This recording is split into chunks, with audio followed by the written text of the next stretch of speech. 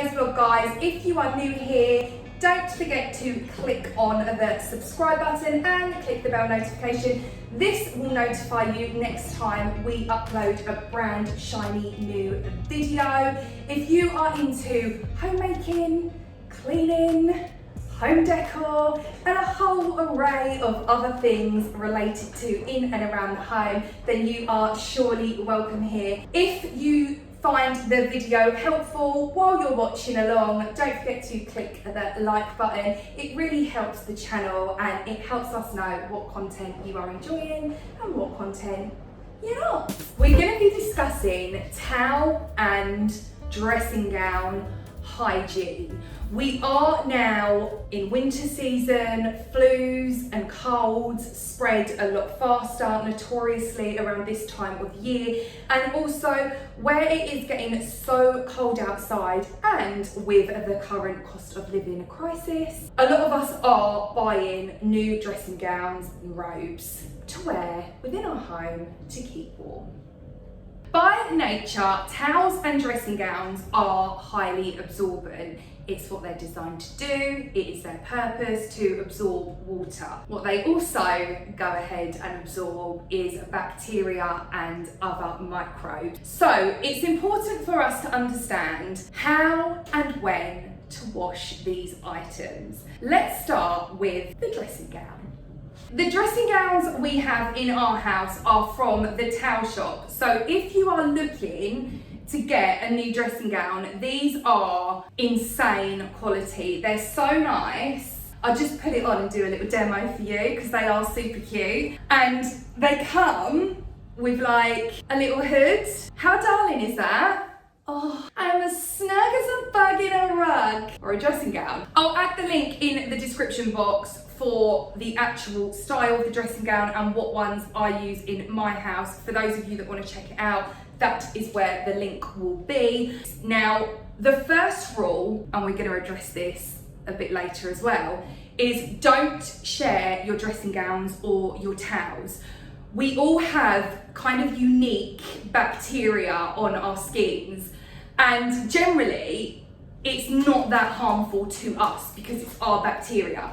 If we start sharing our towels or our dressing gowns and someone else wears it, for example, or uses it, that bacteria then can transfer over, and what can happen is you can get skin infections, which we do not want upon the festive season or ever. If you are using the dressing gown wet and you're putting your wet skin onto it, after about 4 uses, you want to make sure that you are washing it. I don't make the rules here, science does, okay? So please don't come for me. 4 uses and then in the wash. You want to be washing it on a 60-degree wash cycle. The reason you want to opt for a 60-degree wash cycle is because this is going to be high enough to kill the bacteria that will be lurking within the dressing gown. So to your eye, it might look perfectly clean. You're not going to see the microbes or the bacteria that lie within. This is why we need to make sure that we are being quite methodical when it comes to washing them. Next up comes the different materials. So if you've got a cotton dressing gown, that's generally okay to go in on a 60-degree wash. You want to be making sure to keep your dressing gown at its fluffiest, that you're using a minimal amount of detergent, so maybe half the detergent of what you would usually use on your clothes, for example, in a full wash. You're going to use about half of that. You can then also go ahead and add some white vinegar to your rinse cycle. White vinegar is not going to make your clothes smell, I promise. I know it stinks to high heaven, and let's be real, none of us enjoy the scent of it. It's gross. But it won't linger on your clothes. Once it's gone through the rinse cycle, it won't smell vinegar at all. Then ideally, what you want to be doing is putting them in a tumble dryer so they stay fluffy. I understand at the moment it's expensive to run a tumble dryer, and also some of us just don't have tumble dryers. Therefore, if you are drying this on an airer, for example, just make sure that you are shaking it throughout the process. This is going to fluff up the fibres and keep it nice and fluffy. Now let's move on to fabric softener.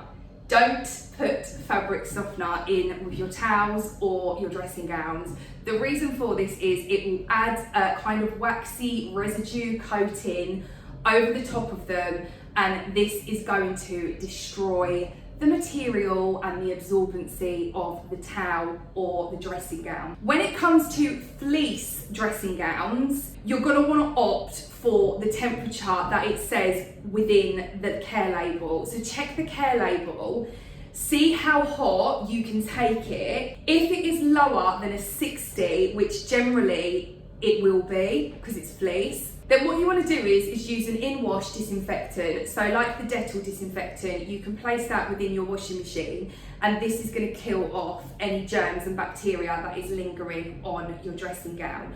When it comes to drying them, you can put fleece successfully in the tumble dryer, but you need to err on the side of caution. You need to make sure that the temperature is a low heat setting. Don't put it on a high heat because it is going to melt the fleece and ruin it. So make sure it's a very low setting. Again, you can use other methods as well where you actually dry it out on an airer, or you can hang it up somewhere and let it dry, and that is absolutely fine. You don't really, with fleece, need to do the same process with cotton, the whole shaking thing. It should fluff back up all by itself once it's dry. You can just give it a little zhuzh. Again, no fabric softener. Then it comes to our final dressing gowns and robes. Those are silk. If you have a silk one, your best bet is to use the hand wash cycle and also place it within a laundry bag.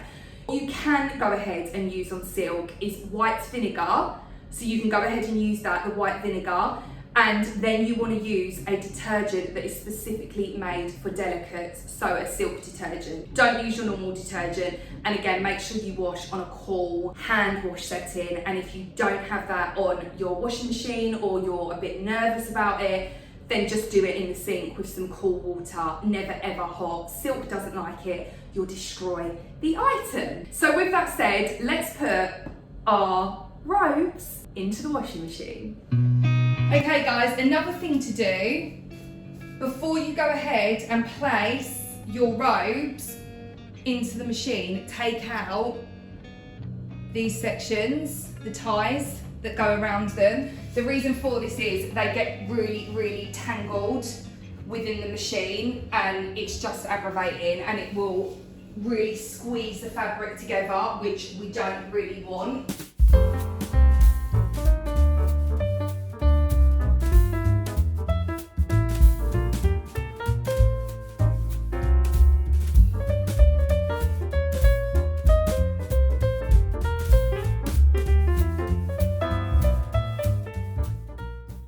In a hard water area, you want to be using soda crystals. I use these in every single wash, and they are wonderful when it comes to preventing limescale buildup. They're also very good at tackling bad odours too, so that is another bonus.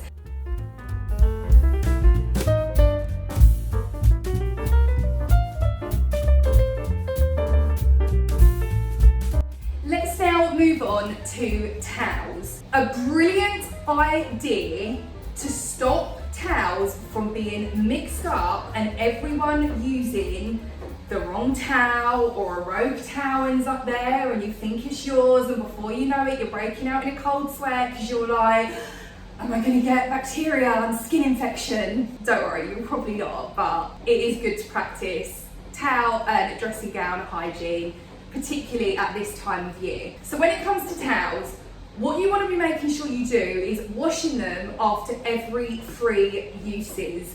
So once you've used it 3 times, it needs to go through a wash cycle. Naturally, so you're not just randomly washing one towel at a time. All towels need to really ideally go in together. This is going to save money when it comes to energy, because it's just pointless putting a wash on and you've literally got one towel in there. There's no point. So save them up and then put them through the wash, all together on a 60-degree wash cycle, exactly like what we discussed with the dressing gowns. Now, here is a really nifty idea, and I love this from Next. These are where these towels are from. They're from Next. Excuse me? They're initialed.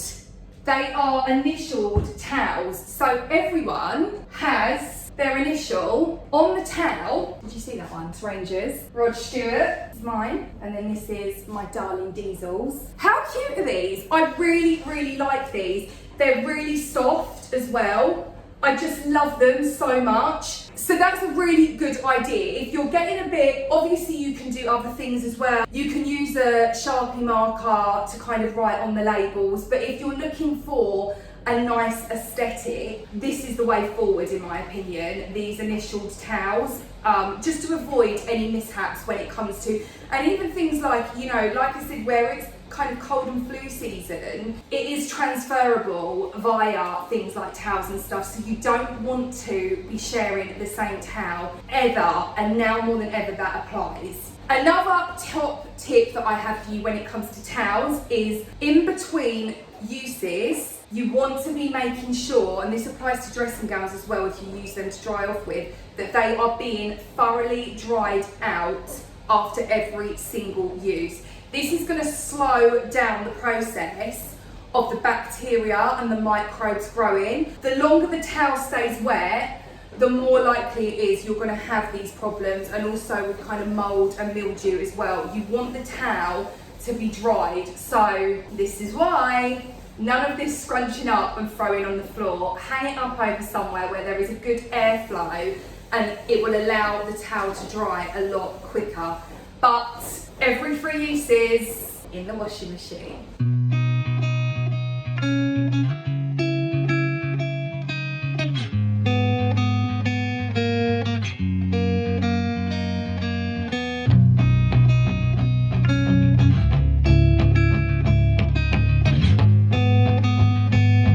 Thanks for watching today's vlog, guys. I hope you enjoyed it and found it helpful. I will be back again next week for some more Hayley's help. So until then, as always, my poppets,